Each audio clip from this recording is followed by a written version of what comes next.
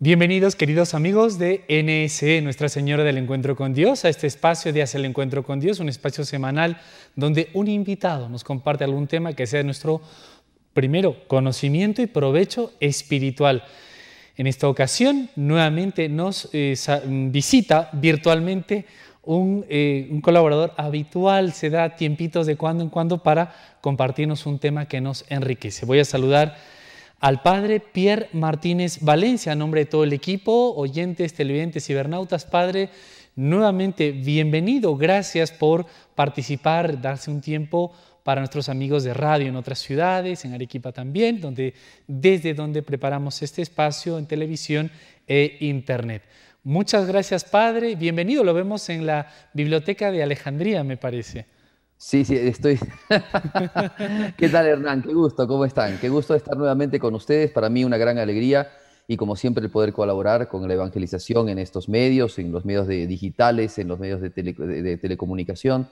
Es una cosa importantísima, es una cosa que hace muchísimo bien a la gente y de mi parte con mucho gusto para cuando quieran. Muchas gracias, padre. Y hoy hemos querido, producción también nos ha planteado, hablar de una figura quizá más de niños y no tanto, se nos hace como legendaria, mítica y puede ser hasta eso, mágica, en este tiempo de Adviento, Navidad y durante todo el año. Pero quizá conocemos poco y sobre todo para nuestro provecho espiritual, para nuestro crecimiento espiritual, que queremos hablar acerca de la figura de los Reyes Magos, este camino que tienen hacia Belén. Entonces, le hemos invitado para esto y podríamos un poquito dar una introducción. Yo, revisando un poquito, recordamos que en el Evangelio de San Mateo, el primer Evangelio de la Sagrada Escritura, en el capítulo 2, se hace ya la primera, bueno, la única, pero al inicio la referencia a estos personajes, de los cuales podría hacerse algo fabuloso, ¿no? Pero ¿qué podríamos decir al respecto y del tiempo en que les tocó vivir, si le parece, padre Pierre, o donde usted también, como quiera, Sí, que sí, iniciemos? sí, mira, en el libro Jesús de Nazaret del Papa Benedicto XVI, en la infancia, ¿no? Cuando habla del nacimiento de Jesucristo y su infancia, el Papa nos dice, no hay historia que haya llevado más a esta, digamos, al Evangelio de Jesucristo, a cosas tan fantásticas, ¿no? Tan llenas de, por un lado, digamos, características épicas, por otro lado, te suena a una historia de fantasía, ¿no? Una cosa así, porque que aparezcan los Reyes Magos es una cosa que realmente habla, ¿no? Como en los cuentos de hadas, ¿no? Que pasaba tal cosa y tal otra y que de repente se acercaban, ¿no?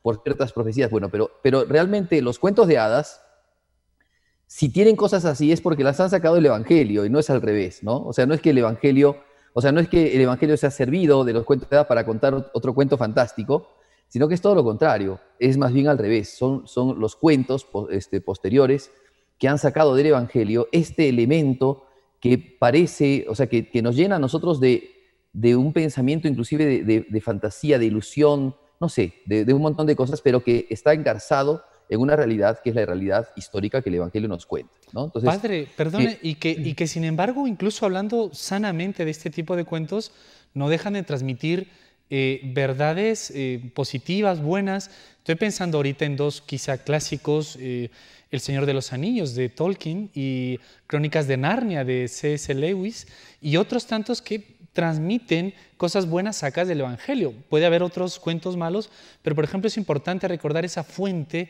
inspiradora y reveladora que transmite virtud y valores incluso en este tipo de cuentos desde la Sagrada Escritura, ¿no? cuando me hablabas de Tolkien o de Lewis, me acuerdo mucho de una crítica, un artículo crítico acerca de los cuentos de Tolkien, de Lewis, en donde se habla de cómo estos autores, los que hacen cuentos, ¿no? Los literatos que hacen cuentos, novelas y cosas así, tienen y más de estos cuentos de fantasía, ¿no? Que tienen que son ciertas alegorías que no se los puede entender absolutamente como temas, digamos, estrictamente alegóricos, ¿no? Pero tienen ciertas alegorías con temas del Evangelio. Son compositores, dice, que hablan acerca de la verdad, pero que está arropada, ¿no? Arropada de un montón de colores y de fantasías, ¿no? Pero es la verdad que está arropada de eso. Entonces, Me haces mucho acordar y es lo propio del artista, ¿no? El arte lo que hace es justamente arropar la verdad, Es ¿no? verdad. Porque lo que nosotros captamos es la verdad, pero la verdad bellamente captada. Entonces, Ujú. justamente ese arropar la verdad con estos colores, con estas narraciones, con estas palabras, cuando son poesía, ayudan muchísimo a que la verdad no solamente sea acogida con inteligencia, sino que sea amada por la voluntad, ¿no? Es verdad. Entonces, por eso es una cosa muy bonita, ¿no? Una cosa muy interesante. Pero acá no hay mucho más que, digamos, acá no hay mucha alegoría, sino que hay una realidad. Y la realidad fue que se acercaron unos magos de Oriente a ver a Jesucristo. Ahora, yo quería hablar un poco de la prehistoria de este asunto, porque esto sonaría a una innovación, algo pasó, algo raro pasó, pero resulta que esto estaba ya predicho, ya estaba, o sea, la vida de Cristo, acuérdate que está toda, de una manera o de otra, está afirmada, está preanunciada en el Antiguo Testamento.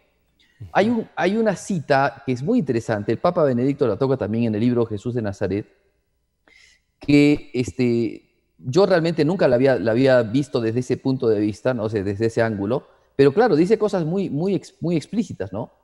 Cuando en el libro de los números el rey de Moab, me parece que es, quiere maldecir al pueblo de Israel, ¿no? Porque el pueblo de Israel estaba entrando en Tierra Santa, entonces llama a un profeta pagano llamado Balaam, ¿no? Y le pide que maldiga al pueblo de Israel. Entonces Balaam va con su burrita, es la historia de la burra de Balaam, ¿no? Va con su burrita a querer maldecir y resulta que la mula no quería caminar, ¿no? Entonces Balaam empieza a pegarle con todo, bueno, toda esa escena que es muy entre graciosa y trágica, ¿no? Ajá. Porque va a ir a bendecir, porque es como un profeta. Esto también es cierto, para la tradición judía, Balaam no es un profeta bueno, o sea, no es un profeta que se haya convertido, es un profeta que habló bien de Israel, pero es un profeta que llevaba a los ídolos, o sea, es un profeta que era una especie de profeta mercenario, ¿no? El rey de Moab le paga para que le maldiga como una especie de brujo, ¿no? Una cosa así, le maldiga al pueblo de Israel, pero Dios mismo a este profeta, que tal vez no era bueno, le hace decir una profecía de bendición al pueblo de Israel. Bueno, entonces, en esa profecía de bendición al pueblo de Israel, quiero leerles, eso está en Números 24, 17, dice lo siguiente, ¿no? Lo veo, pero no es ahora. Lo contemplo, pero no será pronto. Avanza una estrella de Jacob, surge un cetro de Israel. Bueno, el Papa Benedicto XVI dice, este texto es un texto que si bien no habla de la estrella de Belén, sino que la estrella es Cristo, no sé, hay que entender la estrella como Cristo es la estrella de Jacob, pero también se entiende como la estrella de Jacob, la estrella que apareció para el descendiente de Jacob, que es Jesucristo, ¿no? Entonces hay que entender en primer lugar a Cristo, Él es la estrella que viene de Dios, la estrella de Jacob, o sea, el descendiente de Jacob, que es una estrella, y después es un cetro de Israel, porque él es el que va gobernando. El cetro es lo que se da propiamente al rey para que gobierne.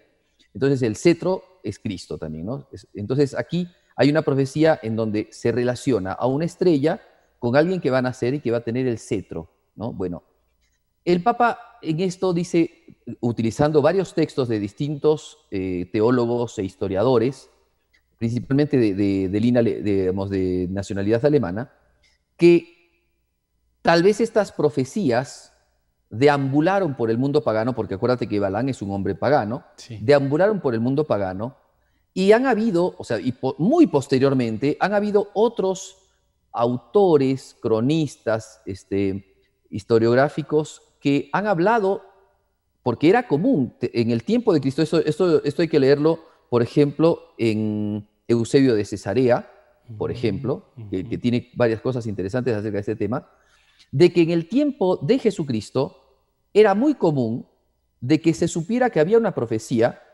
que de Judá saldría un caudillo.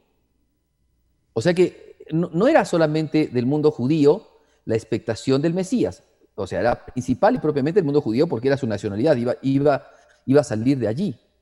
Pero también hay otros datos, ¿sí? De otros autores, ¿no? Como Suetonio, que, por ejemplo, hablan de esto, de un hombre que sería un gran caudillo, un gran rey, un rey de reyes, que aparecería de Judá, o sea, del pueblo judío. Entonces, sabemos, por ejemplo, que también hay otros textos, como los textos de las Sibilas, que eran también unas profecías, unas profetas paganas, mujeres, que hablan acerca de este tema. Entonces, tenemos, a ver, ciertas recolecciones de cosas que no son de la Sagrada Escritura, en donde se puede suponer que alguna persona bien entendida, leída, ¿no? Una persona que tenía conocimiento de estos textos, Culta. de estas profecías, claro, podía conocer que había una profecía del nacimiento de un rey al cual los reyes magos le llaman Rey de Reyes, ¿no? Cetro de Israel, estrella de Jacob, ¿no? Bueno, entonces hay varias cosas que se pueden decir de esto, yo solamente lo menciono, ¿no? Entonces, eso es lo que tenemos como dato e información de que podía pasar. Ahora, lo de la estrella lo hablaremos dentro de un rato, ¿no? Pero por lo pronto me parece básico decir, había una información, entonces, se sabe históricamente que había una información que nos hablaba o que nos habla de que iba a haber un nacimiento especial en Judá, ¿no? Entonces eso es una cosa que no es solamente bíblica, sino que es extrabíblica, son datos extrabíblicos. Ahora bien, creo que también se puede decir otra cosa. Cuando habla la Escritura de estos hombres que vienen de Oriente, ¿no? Se habla de los magos de Oriente. El texto de San Mateo, como bien lo dijiste tú al inicio, es San Mateo el único que pone esto, pero no lo pone de cualquier manera. Si tú te das cuenta, empieza el capítulo 2, claro que Mateo no puso capítulo 2, ¿no? Porque la numeración de los capítulos y versículos no la hizo, digamos, San Mateo, sino la hizo Stephen Langton, ¿no? El inglés, este monje que escribió, digamos, hizo la nomenclatura de la Biblia, o la numerología, ¿no? Los números de la Biblia, capítulos, versículos, etcétera, los ha dividido así, pero empieza de una manera, como digamos, prioritaria esta parte, ¿no? O sea, yo quisiera leerles el texto para que ustedes lo vean. Empieza el capítulo 2, versículo 1. Nacido Jesús en Belén, o sea, ya cuentan, Jesucristo nació, lo ha contado versículos antes, nacido Jesús en Belén, en tiempo del rey Herodes, unos magos que venían de Oriente se presentaron en Jerusalén. Entonces, es importante para Mateo decir una cosa así. No es algo que lo dijo al pasar. O sea, así como es importante que haya dicho que fue Herodes, porque así como San Lucas dice, ¿no? En el tiempo de César Augusto, siendo Cirino o Quirino, el gobernador, ¿no? de Siria, entonces llegó el saludo del ángel a Zacarías, ¿no? Así empieza la narración de la historia. Así también Mateo enclava en un lugar, en un momento histórico, para que no se piense que es una leyenda, que es un mito, sino enclava en un momento de la historia el tiempo del rey Herodes, la presencia de estos magos de Oriente. Ahora, esto también es una cosa interesante, porque cuando hablemos de la estrella, hay ciertos elementos que nos dan ciertas dataciones de algo que Kepler, en el 1600, ya había hablado acerca de una estrella. Claro que para muchos santos padres la estrella es un ángel, ¿ok? No es propiamente una estrella, sino un ángel. Después, lo del tema de estrella también es muy interesante, lo vemos después, pero es como que enclava históricamente algo. Enclava históricamente. Entonces, y ese algo es el nacimiento de Cristo, ¿no? Enclavado en el tiempo de César Augusto, enclavado en el tiempo de Quirino, que digamos 6 meses antes, y después enclavado en el tiempo del rey Herodes el Grande, ¿cierto? Que es el que, ¿cómo podemos decir? Terminó, arregló, mejoró el templo de Jerusalén, conocido Herodes el Grande, y que, digamos, se da en su tiempo que llegan unos magos y que tienen que haber causado conmoción, porque eso es lo que dice el texto, ¿no? Dice que llegaron de Oriente, venían de Egipto para adorar, ¿no? Dice hemos venido, ¿dónde está el rey de los judíos que ha nacido? Pues vimos su estrella en el Oriente y hemos venido a adorarle.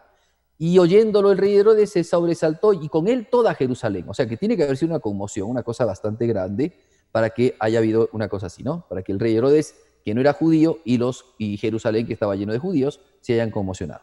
Entonces, bien, tenemos este texto que es importante tomarlo en cuenta, entonces, que enclava históricamente el hecho. Y ahora me parece importante hablar acerca de lo que eran estos magos. ¿Por qué se les llama magos? Porque el término mago tiene distintas acepciones. Así es. Antiguamente... Padre Pierre, perdone, incluso decimos normalmente reyes magos. en Claro, el ámbito popular, familiar. sí, Quizá sí. usted lo va a aclarar ahora. Le pido, por favor, que esto que ya nos ha empezado usted a endulzar el paladar, venga después de la pausa que nos toca a continuación. Se ha pasado volando. Le invito a la primera pausa, ¿le parece? Perfecto, perfecto, me A parece los muy bien. amigos de Nuestra Señora del Encuentro también, con Dios también, perdón, les invitamos a una brevísima pausa para ver más detalles sobre estos magos, los reyes, en este camino a Belén y este tiempo que estamos viviendo. No se muevan, ya continuamos en Hacer el Encuentro con Dios.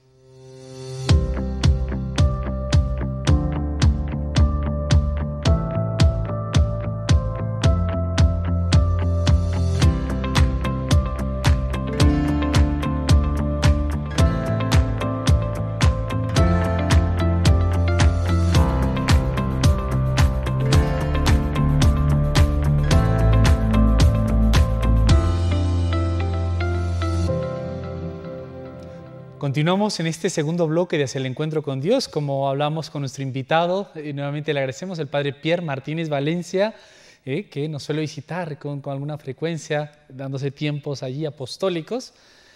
El tiempo se pasa muy rápido, pero bueno, le agradecemos porque uno va aprendiendo y en la primera parte nos ha tratado de hacer un bosquejo, creo yo, del tiempo histórico, más o menos las circunstancias en las que estos personajes vivían. Incluso a mí me ha gustado mucho, le confieso que es un tema que me gusta bastante, el tema de que a través de cuentos, otro tipo de parábolas no propiamente creyentes, se transmiten verdades evangélicas firmes. Estaba recordando ahora este clásico ejemplo, hoy desechado y atacado incluso, de decir que los hombres son a veces como los caballeros que tienen que ir por la princesa a una torre. Nos lo ponen de niños, pero eso tiene mucha enseñanza en cuanto al sacrificio, a la espera, a valores que son virtudes cristianas. Y ahora Claro. muy echadas en menos y atacadas con todo lo que se viene. Y así veíamos un poquito respecto a los personajes de los magos. Padre Pierre, nuevamente, Bien. bienvenido. Y para continuar, porque nos ha dejado viendo un poquito más detalles sobre estos personajes. Sí, a ver, entonces estábamos hablando de los magos, como decías tú antes de la pausa, de los reyes magos, ¿no? La escritura no los llama reyes, les llama sencillamente magos de Oriente. Entonces hay que tener en claro qué significaba magos, porque a nosotros nos suena, mago nos suena, o al que te hace Sí, el truco de magia, ¿no? abracadabra.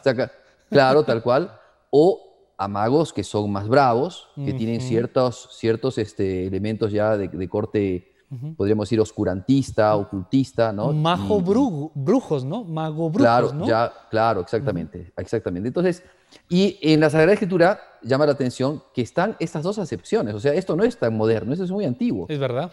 Entonces, por magos se pueden entender, en el mundo antiguo, los antiguos sacerdotes persas, ¿ya? Que tenían cierta, o sea, la religión persa es una religión media oscurantista también, media gnóstica, y tienen cierta relación entonces con esta cuestión de hacer cosas ocultas, de misterios arcanos y cosas así, ¿no? Sacerdotes persas, esa era una manera de llamar a los sacerdotes persas, magos. Ahora, por otro lado también, en el mundo helénico, la palabra mago hacía relación a filósofos, pero que tenían mucha relación con la religión. O sea que eran como teólogos, digámoslo así, ¿no? Eran hombres de ciencia que profundizaban, pero que tenían arraigada la fe. Entonces, tenían conocimientos de orden filosófico. Aristóteles, por ejemplo, tiene ciertas frases acerca de magos cuando se refiere a ciertos filósofos, ¿sí? Pero que también están muy enlazados con la religión verdadera, con la religión, digamos, verdadera, con la religión sincera, ¿no?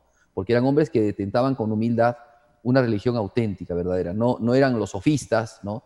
Que eran más bien unos oradores parlanchines, ¿no? Y que lo Charlatanes. único que querían era, claro, era buscar sacar siempre su tajada, ¿no? Ujú. Bien. Y se entiende también por aquellos que poseen un saber sobrenatural. Magos eran aquellos que tenían un conocimiento, y yo creo que eso es lo que más se acerca a los magos de Oriente, ¿no? Digamos, a estos personajes que fueron a ver a Jesucristo. gente que tenía un saber sobrenatural. No sabemos cómo les llegó, como decíamos, tenemos datos de unas profecías, pero hay muchas cosas más que todavía no hemos dicho, porque las profecías en sí mismas, no, digamos, muchos habrán escuchado esas profecías, pero también muchos ni siquiera se movieron de su asiento como para poder ir a ver el Mesías. Y después, también en Babilonia, hay digamos, datos que tenemos de que en Babilonia había un grupo, ya en tiempo de Cristo menos, pero existía aún, un grupo de astrónomos que tenían conocimientos, ¿no? de datos, de informaciones y cosas así, de temas así concretamente de estrellas. ¿Ya? Hay actualmente vestigios de inscripciones con cálculos astronómicos de Babilonia que datan de ese tiempo. Entonces se ve que habían grupos, ¿no? Habían como asociaciones, ¿no? de hombres dedicados a este rubro, que era la astronomía. Pero no solamente astronomía, tenemos que decirlo también, a la astrología. Porque, a ver, hay una diferencia, ¿no? La astronomía es la ciencia que estudia las estrellas, los astros, las supernovas, ¿no? los cometas, los planetas, los satélites, etcétera, etcétera, ¿cierto? Esa es la ciencia. Bueno, la astrología, por el contrario, ha dejado de llamarse ciencia y es más bien este tipo de discurso que nos dice que a partir de las estrellas podemos leer el mundo, podemos leer a las personas, podemos leer la conducta del mundo, podemos ver lo que va a suceder, inclusive el futuro. Y esta astrología es la que funda, o es en la que se trabajan, por ejemplo, los que hablan de los horóscopos, ¿no? de los mapas astrales y cosas por el estilo, ¿cierto? Que van como codificando cosas matemáticamente y qué sé yo, viendo constelaciones, viendo los signos zodiacales que aparecen ¿no? en el mundo astral. Entonces, en base a eso, quieren plantear, ¿no? una dirección, un camino del hombre y qué sé yo. Y evidentemente en eso la Iglesia está totalmente en desacuerdo, Muy bien. porque ciertamente esto no es así. Pero tenemos que decirlo con claridad, porque hay una cita muy interesante de San Pedro Crisólogo, en donde dice que, bueno, sí usaron de astrología, porque dijeron, hemos visto salir su estrella y hemos venido a orar. O sea, ellos han interpretado que las estrellas han anunciado a Cristo. Y de hecho es así. O sea, de hecho es así, una estrella. ¿Por qué apareció una estrella? La estrella significaba Cristo. Ahora, nuevamente te digo, dice Balán, ¿no? Avanza la estrella de Jacob. Bueno, ¿podrías entender algo de estrella? Sí, pero acuérdate que una profecía es una profecía, se puede entender de varias maneras, de varias interpretaciones, se pueden dar varias interpretaciones. Entonces, no es que estrictamente al aparecer una estrella. ¿Cómo sacaron ellos que al aparecer una estrella iba a llegar el Mesías, ¿no? Bueno, hay una conjunción que se habla más o menos del año 6 o 7 antes de Cristo, que se entiende que esa es la verdadera datación del nacimiento de Jesucristo. Hoy día se entiende más o menos así, año 6 o 7, la datación del nacimiento verdadero de Jesucristo. O sea, recalcamos, padre, lo que usted dice, ¿no? Que el año del nacimiento de Cristo, por los estudios que se hacen, no corresponde y no, por eso Cristo no ha dejado de existir, ni la fe, son pequeños ajustes para un poquito entendernos. ¿No? Hay un salto de años, ¿no? Por un error que hubo. Entonces, si bien ha quedado en el año cero, y se entiende que es el año del nacimiento de Cristo, ¿cierto? Sin embargo, digamos, haciendo estudios posteriores se han dado cuenta que no, puede corresponder a 6 años o 7 años antes, ¿no? Bueno, se sabe que en ese tiempo hubo una conjunción de planetas. O sea, se ha hecho estudios, ¿no? astronómicos, no astrológicos, sino astronómicos, Muy bien. en donde ha habido una conjunción de planetas. ¿Qué planetas? Júpiter y Saturno. En el signo zodiacal de Piscis, ¿ok? Es llamar la atención, porque el signo de Piscis, acuérdate que siempre va a ser visto como el signo de Cristo, ¿no? A los cristianos se les es verdad, indicaba por el pescadito, ¿no? Por el Ixius, ¿cierto? Ixus, bueno, entonces, por esa razón, Jesucristo es tomado como el signo de Cristo es el pez, y por eso es que se habla del signo de Piscis como el tiempo cristiano, ¿no? Empieza allí el tiempo cristiano. Por eso es que la nueva era, dicen que ha terminado la era de Piscis y ha empezado la era de Acuario. Es ¿no? verdad. Bueno, no nos metamos en eso porque no es nuestro tema ahora, pero entonces surgió algo así. Entonces estos magos, que eran conocedores de este tema de astronomía, se dan cuenta de esta conjunción, ¿ya? Y como dije antes, hablé de Kepler en el 1600. él se da cuenta también tras estudios que aparece una supernova en esa época y que ese deslumbrar de la supernova fue una explosión de una supernova que produjo una luz sideral durante meses. Entonces, Kepler dice, y después otros astrónomos posteriores van a decir, de que eso posiblemente puede haber sido la conjunción astral que llevó a los magos a entender que había llegado la señal del nacimiento de Cristo. ¿Ya? Entonces, bueno, eso es otro dato también interesante. Pero entonces, hablamos de estos magos como estos personajes que tienen conocimiento de los astros, ¿cierto? Según esta acepción que tenemos del mundo babilónico.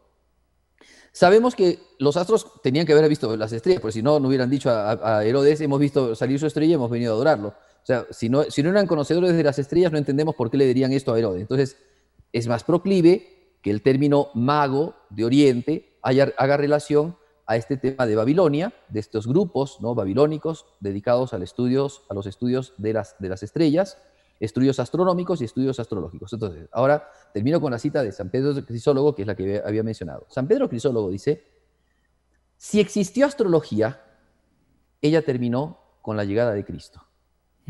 Porque si Dios habló por las estrellas, fue eminentemente para que llegase, o sea, de esta manera, ¿no? Si habló Dios a las estrellas en el sentido de que la estrella fuese el significado, perdón, fuese el signo de que iba a suceder este acontecimiento, esto lo hizo hasta la llegada de Cristo.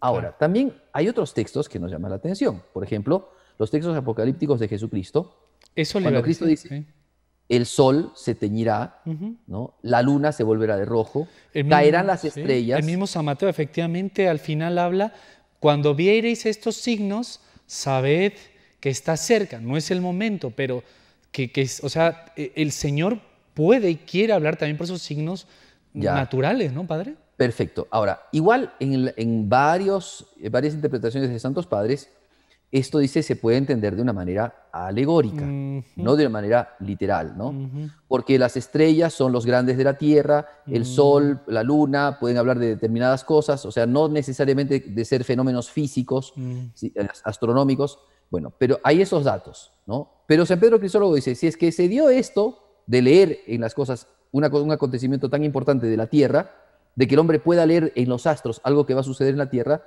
esto llegó a su culmen con Cristo. Y después de Cristo ya no. Porque después, ¿quién va a guiar el horizonte de los hombres? Cristo. Porque si las estrellas hablaron, era para hablar de Jesucristo. Terminó y llegó Cristo y ya no tienen por qué hablar más de las estrellas. El porque sol, el sol de justicia, que es Cristo. Las opacó. Porque así como cuando sale el sol se acaban las estrellas, así también la lectura de las estrellas se termina con el nacimiento del sol. Padre, se nos va acabando este segundo bloque, es una barbaridad.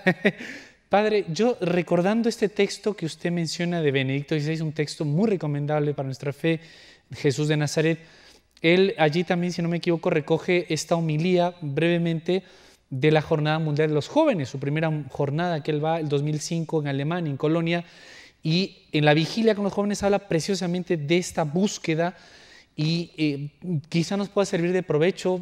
¿Qué le parece a usted?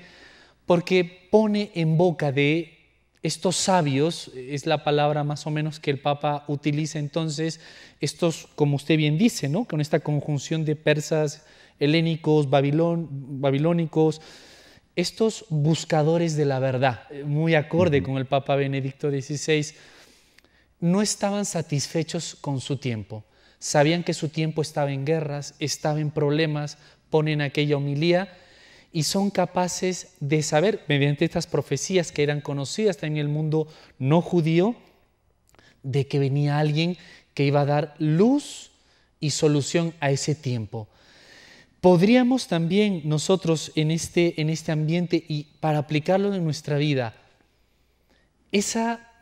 con todo esto que nos va anunciando los magos, también aplicar a nosotros, porque nuestro tiempo también vemos que no está de maravillas, ¿verdad, Padre? Claro. A ver, el Papa Benedicto XVI, bueno, y otros autores más con mucha inteligencia, ven en los magos varias cosas. Primero, los magos son también los que caminan bajo la mirada de Abraham. Abraham, por un mensaje que ha recibido, sale de su tierra y se destina a una obra que es propiamente la obra de Dios. Los magos son exactamente igual, o sea, manifiestan primero la manera de ser del hombre religioso, Es verdad. Fe. que movido por Dios y por la fe, salen de su, o sea, salen de su círculo o de su, ¿cómo se llama? De su límite de confort, salen de allí para destinarse a una aventura, la aventura de la fe, el camino espiritual de la fe, que es camino de vida, camino existencial de la fe. Por otro lado, también los magos manifiestan la realidad concreta de los hombres de ciencia, que cuando utilizan la ciencia para trascender, no para quedarse, o sea, no una ciencia inmanente que los haga engordar en soberbia, sino una ciencia que con humildad los lleve a la contemplación de la verdad. Entonces, son ejemplo de ellos que en determinado momento la ciencia los lleva a lo más, digamos, a lo que está más allá. Los pone en contacto con Cristo, en contacto directo, en contacto facial con Cristo, digámoslo así. Entonces, habla de estas dos cosas. Ahora, permítame terminar esta partecita, porque después tenemos que hablar de las otras cosas y de Herodes y un poquito más de esto más en relación con nosotros, pero permítame terminar de decir por qué le llamamos reyes. Porque la Sagrada Escritura también ha utilizado término reyes. Lo que pasa es que no los hemos asociado en el mismo San Mateo. San Mateo no les llama reyes magos, sino dice sencillamente magos de Oriente. Pero hay otros datos que tenemos en la Biblia y que los hemos aplicado porque la Biblia habla de Jesús y de lo que pasa con Jesús. Entonces, Isaías, por ejemplo, capítulo 1, versículo 3, dice, los reyes de Tarsis y de las islas te traerán tributos. Ahí está. ¿No? Los reyes de Saba y de Arabia, ¿no? Te pagan impuestos. Entonces, ahí está. Ahí tenemos el término reyes. Se entiende que gente de un lugar y de otro lugar. Tarsis es un término que se llamaba, que se hacía relación, sí, hacía relación a la antigua España. O sea, mucho antes de hablar de la península ibérica, ¿cierto? Hablaban de Tarsis, ¿ya? Y cuando hablaban de islas, la palabra islas podía traducirse por islas, pero también por costas. O sea, de distintos mundos, de distintos reinos, de distintos lugares, vienen de lugares lejanos a traer dones, a traer tributos a este rey, ¿no? Habla del Mesías. Isaías es un profeta que continuamente habla de el Mesías de Dios, el ungido del Señor, el siervo de Yahvé, ¿no? Así es. Entonces, ahora, hay otro salmo, Salmo 72, bueno, en Isaías el capítulo 3 está lleno de estas cosas, ¿ah? O sea, habría que leer no solamente este versículo, sino, digamos, muchas cosas más. Pero el Salmo 72, ¿no? También dice cosas así, ¿no? Todos los reyes se postrarán ante ti, le servirán todas las naciones. Perdón, la cita que di antes es la cita de los Salmos, no la cita de Isaías. La cita de Isaías es, caminarán las naciones a tu luz y los reyes al resplandor de tu alborada. Un sinfín de camellos te cubrirán, jóvenes dromedarios de Madián, de Efa. Ellos vendrán de Saba, portadores de oro, incienso, pregonando las alabanzas de Yahvé. ¿Y qué trajeron los reyes? Oro, incienso y mirra. Entonces son textos que hablan un poco de esta profecía. Ajá. Entonces por eso se les llama reyes, por eso se les llama magos, por eso los hemos unido. Entonces es impropio llamarle reyes magos, está mal decir, no, yo con toda la voz de la iglesia y de la escritura, yo digamos, creo que todos debemos decirle reyes y magos. Perfectamente. Nos toca la pausa, Padre. Esto es una locura, pero qué bonito aprender para nuestra vida. Le invito a la última pausa y una pregunta. ¿Y eran tres? Bueno, más que curiosidad o no, pero quizá para también avanzar y aprender más de los Reyes Magos. La última pausa, Padre Pierre, ¿le parece? Perfecto. A los amigos de Nuestra Señora del Encuentro con Dios, no se muevan. Enseguida continuamos con este programa.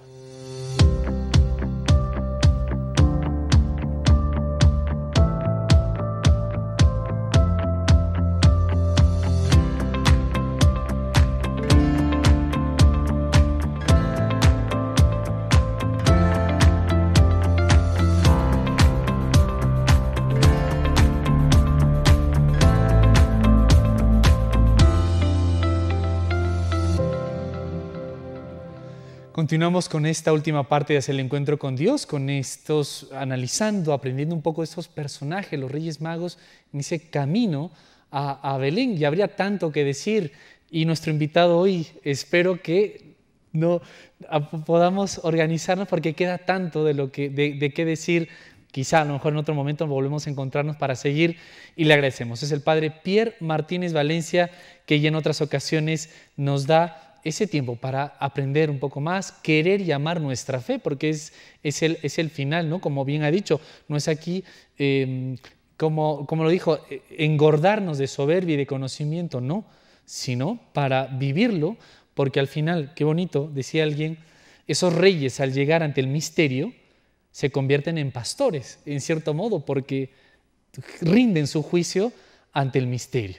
Padre Pierre Martínez, bienvenido nuevamente y gracias. Lástima que se quedan tantas cosas por allí y ya nos ha explicado bien que por qué podríamos, con todo el sentir de la Iglesia y la enseñanza, que estos magos eran reyes. Nos ha citado Isaías, el Salmo también 72, si no me equivoco.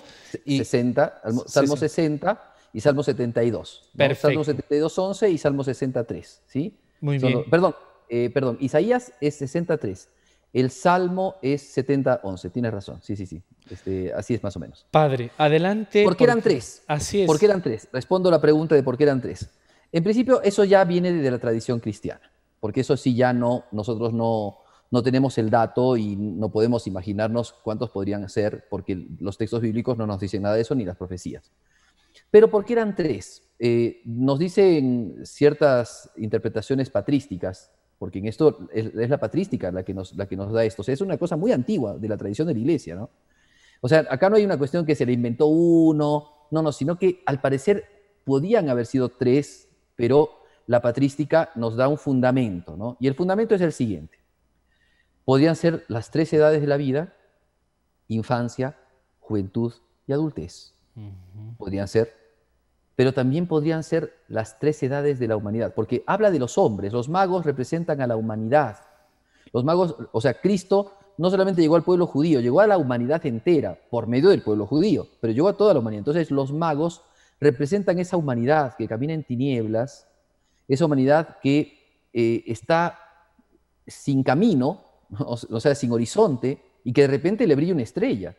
Y esa estrella colma sus expectativas y por eso va en busca de la estrella. O sea, la humanidad que quiere la trascendencia, que busca la trascendencia. Pero también podría entonces representar las tres edades de la humanidad, de la cual nos habla San Agustín, por ejemplo.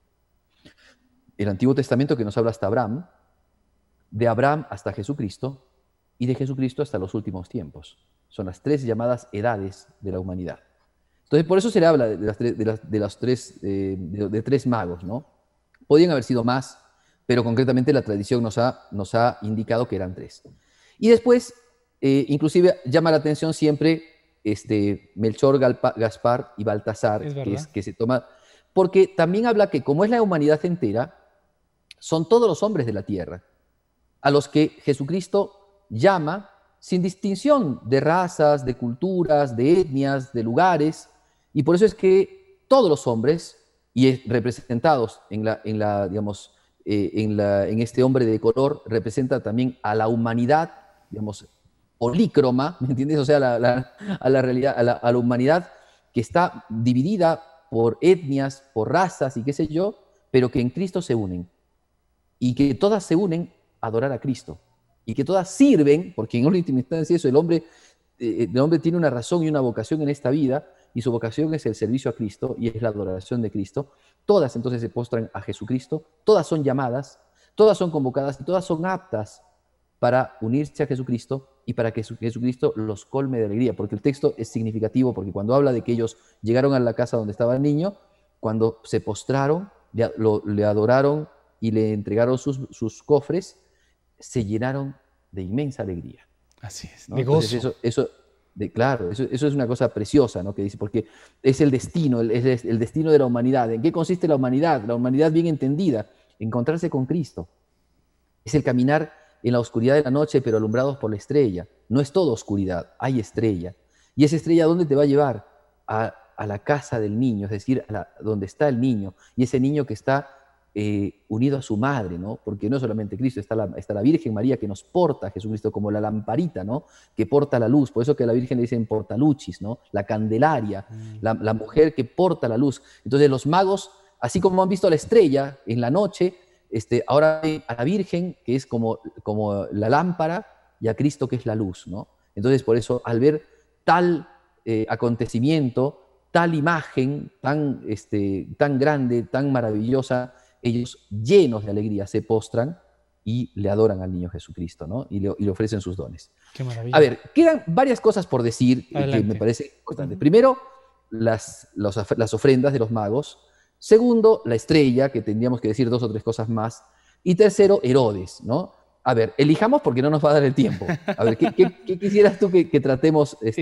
Padre, quizá viendo, porque en este contexto, ¿no? Porque venimos usted mismo, que nos pueda proponer qué puede parecerse más, porque podemos ver a los Reyes Magos muy lejanos. Sí, bonito todo lo que ha hecho el Padre Pierre, qué bonito aquello, y ya, un libro más. Pero estamos en un tiempo, entre comillas, post algo, no me gusta mucho, pero y podemos ver eso lejano, pero quizá está mucho más cerca y Claro. nuestra realidad es lo que nos exige. Así que entre esos 3 temas, usted mismo, ¿qué nos podría de ser de más provecho ahora para este Bueno, tiempo también que venimos, bien, ¿no? bien, bien. Bien, yo no voy a hablar entonces ni de estrella, ni de Herodes, voy a hablar de la adoración, que es creo lo más importante y hermoso de esta historia de los magos. A ver, algo que a mí desde que era seminarista me llamó la atención, en serio te lo digo, es que, a ver, los magos venían con ilusiones humanas, muchas de ellas humanas, porque eso pasa con todo ser humano. Nos hacemos una película de nuestra vida hacia el futuro y siempre lo pensamos humanamente. Yo voy a hacer esto, voy a hacer tal cosa, voy a estudiar esta carrera, voy a trabajar en tal lugar, en tal empresa, voy a tener tal cosa, después, ¿me entiendes? Voy a tener mi casa, mi carro, mi esto, bueno, etc. Nos planificamos. Bueno, los magos, cuando emprenden su camino, tienen que haber planificado cosas. De hecho, ellos fueron, aunque la estrella les brillaba, ellos fueron Al a palacio. Jerusalén. Claro, ellos no fueron a Belén, ellos fueron a preguntar, ¿dónde ha nacido? O sea, ya está. O sea, ni siquiera fueron a decir, tocó la puerta, disculpe, ¿acá ha nacido el Rey de Reyes? No. Hemos venido a adorar al Rey de Reyes. O sea, vienen con un acto, no de duda, sino concreto, determinado, una decisión que han tomado de seguirlo y una certeza de que hay algo que ha sucedido. Bueno, esa es la vida de fe. Entonces, el caminar por nuestro mundo es un caminar en la fe. O sea, los cristianos en eso seguimos la herencia de la cristiandad, ¿no? Que ha vivido siglo tras siglo, caminando en la oscuridad del mundo, pero bajo la luz de la fe. Es la historia de los magos. Ahora, nosotros mismos nos hacemos ilusiones humanas y por eso nos podemos golpear contra la pared. Mira tú, si los magos no hubieran ido a Jerusalén, Herodes no hubiera hecho el asesinato de los niños inocentes. ¿Ok? O sea, no digo que los magos tuvieran la culpa, por supuesto que no. Pero, ¿por qué ellos fueron a Jerusalén? ¿Qué fue lo que hicieron, que hizo que ellos fueran? Porque ellos se imaginaban que un rey no van a ser pues en Belén, en la pequeñita Belén, y tú tierra, como dice el profeta Miqueas, creo que es, ¿no? Y tú Belén, ciudad del pan, no creas que eres la menor, porque era la menor. No te creas la menor, ¿no? Porque de ti saldrá el vástago. Bueno, entonces no era la menor. Sin embargo, para los ojos del hombre sí es la menor. Entonces no van a pensar que van a ser en ese pueblito y menos cualquiera de nosotros, menos imaginaría que van a ser en una cueva, bajo tierra, como el grano de trigo que cae en tierra, ¿no? Bueno, jamás imaginaban eso. Por eso fueron a Jerusalén. Entonces hay también cosas humanas. Nosotros también tenemos eso. Por eso es que el Evangelio es tan divino, pero también es tan humano. Los magos vienen caminando por la estrella, una cosa sobrenatural. No es algo natural, es algo sobrenatural que van siguiendo. Es la revelación de Dios. Pero por otro lado, también hay deducciones humanas con las que tienen que enfrentarse y que tal vez les pegan el portazo. Porque ellos llegan a Jerusalén y conmocionan Jerusalén al rey Herodes y a los sacerdotes judíos. Entonces, bajo esas perspectivas, también nosotros tenemos que ver que en nuestra vida la fe nos va encaminando, pero tenemos que tener discernimiento. Porque no todas nuestras deducciones, por más que tengamos fe, van a ser cosas que vienen de Dios. Algunas no vienen de Dios. Algunas vienen como tentación del diablo y otras vienen como deducciones puramente humanas. Hay que saber discernir. Y por eso la ayuda objetiva de lo que nos hace ver lo que viene de Dios. En nuestro caso, ¿qué es? La escritura, el magisterio, la tradición. O sea, así como ellos fueron a Jerusalén, y en Jerusalén Herodes era un ignorante, pero ¿quiénes le dieron los datos? Los sacerdotes, pero tampoco los sacerdotes creían. Sino ¿quiénes le dieron los datos? Los datos se los dio la Escritura. Y entonces nosotros, cuando vemos que hay que discernir en nuestras vidas, que hemos llegado a un momento en que ya no sabemos para dónde ir porque la fe nos lleva hacia tal cosa, pero no sabemos, estamos bueno, ¿qué tenemos que hacer? Pues pedir el consejo oportuno a quien corresponde, ¿no? Qué bien. Primero, la oración, ¿no? La oración en donde nosotros encontramos el trato con Dios y descubrimos que Dios está allí y escuchamos su voz. La Escritura, que es la palabra de Dios y que nos habla hoy día concretamente a nuestra vida de hoy. Y después la tradición, porque la Escritura no podemos entender como algo totalmente ajeno a la tradición. La tradición de la Iglesia que nos muestra cómo tiene que ser nuestra interpretación de los mismos textos bíblicos y de la palabra de Dios. Por eso la orientación de la Iglesia, que siempre nos ayuda a confirmar nuestra fe. Bien, y es ella, por eso es que los magos terminan bien, a buen puerto caen, ¿no? Porque se dirigen por lo que Dios mismo ha enseñado. Entonces esto es importante. Ahora, listo, hasta allí creo que es un punto que es importante tratar. Pero el más hermoso de todos es la llegada a Belén y la adoración del niño. Porque eso es lo que hacemos nosotros cuando festejamos la Navidad, adoramos al niño.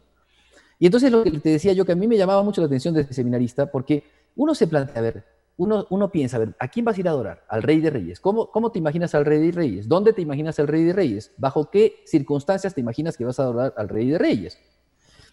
Jamás imaginaban que iban a ir a una casita en Belén, sin nada, con una pobreza bárbara, a ver a un niñito, como dice el evangelista San Lucas, acostado, ¿no? o envuelto en pañales junto a su madre, ¿no? O en los brazos de su madre. O sea, jamás, bueno, pero a pesar de eso, lo que pasa con ellos no es la decepción. O sea, no se decepcionan de Cristo, no dicen, tanto que he caminado para ver un niñito pobre, para ver o sea, tantos niños pobres que hay en mi tierra. Podría haberme ido a una zona pobre y ver a una mujer pobre con su niñito pobre, pero no. En ellos está la fe. Y ellos se dan cuenta que a pesar de que rompe con su estructura mental, humana, puramente secular, este asunto, ellos descubren que allí está Jesús, que allí está el Señor, que allí está el Rey de Reyes, y por eso es que Dios, que es el que da, porque esto también es importante, la alegría que tienen los magos no es la alegría que tú, digamos, tienes cuando, yo me acuerdo, por ejemplo, qué sé yo, por poner un caso, ¿no? Igual no es la mayor de las alegrías, pero me acuerdo que con un grupo de seminaristas fuimos a Machu Picchu, no teníamos plata para subirnos al ómnibus, entonces fuimos caminando, ¿no? Entonces trepas el cerro ese tremendamente, digamos, parado, y cuando llegas a Machu Picchu y ves, ¡ah, qué lindo!, ¿no? Pero no era esa expectativa la que tuvieron ellos. Porque ellos, bajo lo que vieron, o sea, en la mirada de lo que vieron, no era nada del otro mundo. Un niño y su madre, nada más. Pero vieron la estrella, porque también esto es importante. Si es que tú repasas el texto, la estrella se puso sobre la casa del niño. Entonces la estrella les confirmó. Su salida fue por la estrella les confirmó, este es. Y entonces ellos vieron al niño y esa alegría que tuvieron no es una alegría humana. No es la alegría que tú ves al ver un gran paisaje, una cosa bonita, un cuadro hermoso. Es la alegría que tú tienes cuando contemplas un poquito el rostro de Dios. Y yo me imagino, ya esto es si pienso yo, es lo que pienso yo, yo pienso que es un poquitito lo que San Pedro, cuando vio la transfiguración, o sea, permitió Dios que tenga en su corazón, porque la transfiguración fue una cosa concreta y eso no vieron los magos. Ellos vieron la naturaleza humana de Jesús y solamente su naturaleza humana. Pero como Santo Tomás, que como dice San Agustín, vio lo humano pero creyó en lo divino, y Dios les permite una alegría inmensa, se llenaron de alegría ante la resurrección, dicen los textos cuando aparece Jesucristo.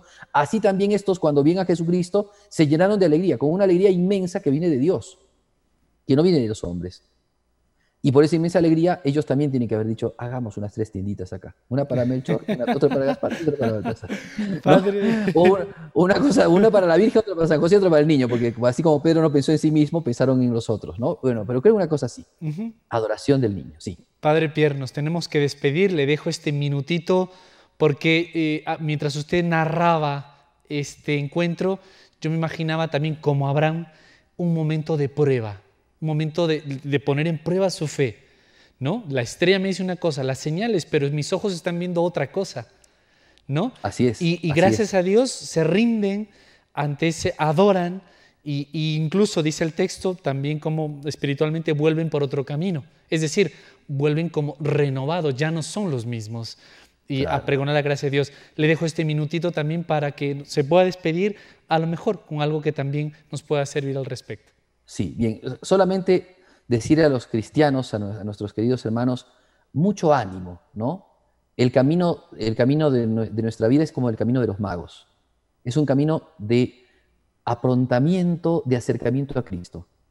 Y mientras más nos alejamos de ciertos parámetros, de ciertas cosas, es como que vamos viendo más la lejanía de otras cosas. Y nos puede surgir la nostalgia que tuvo el pueblo judío de llorar las cebollas de Egipto y los ajos y los puerros, ¿no? Pero vamos en camino hacia la patria, hacia Cristo, hacia el Señor. Vamos en camino hacia este que es la luz de las naciones, y nuestro corazón se va a llenar de inmensa alegría. Entonces tengamos mucho ánimo.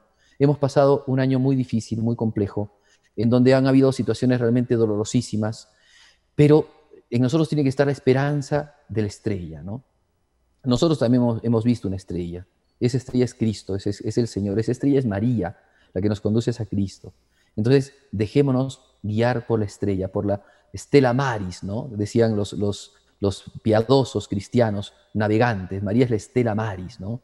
Nosotros somos también caminantes en este mundo y que nos dejamos ver en la oscuridad de la vida, en la oscuridad de lo que no conocemos, que es el futuro, y de las situaciones adversas que a veces tenemos, y las persecuciones, y los entrampamientos que a veces el espíritu del mundo y el demonio nos pone, pues nosotros tenemos que seguir caminando con vehemencia, con fuerza, con entusiasmo, porque el fin de nuestro peregrinaje en este mundo es el encuentro con la Madre que sostiene a Jesús, que es el Dios Todopoderoso, el que va a llenar realmente nuestros corazones de paz, de alegría y de consuelo, al cual nosotros, ya no como los reyes magos que entregaron oro, incienso, mirra, sino tal vez, como decía el cardenal Bantuán, con nuestros 5 panes y nuestros 2 peces, le vamos a entregar a Jesucristo esta vida, pobre, tal vez no tan llena de virtudes como tendría que ser, pero Jesús ciertamente que va a acoger a sus hijos, porque Él, así como a los magos, así también a nosotros nos va a colmar de inmensa alegría.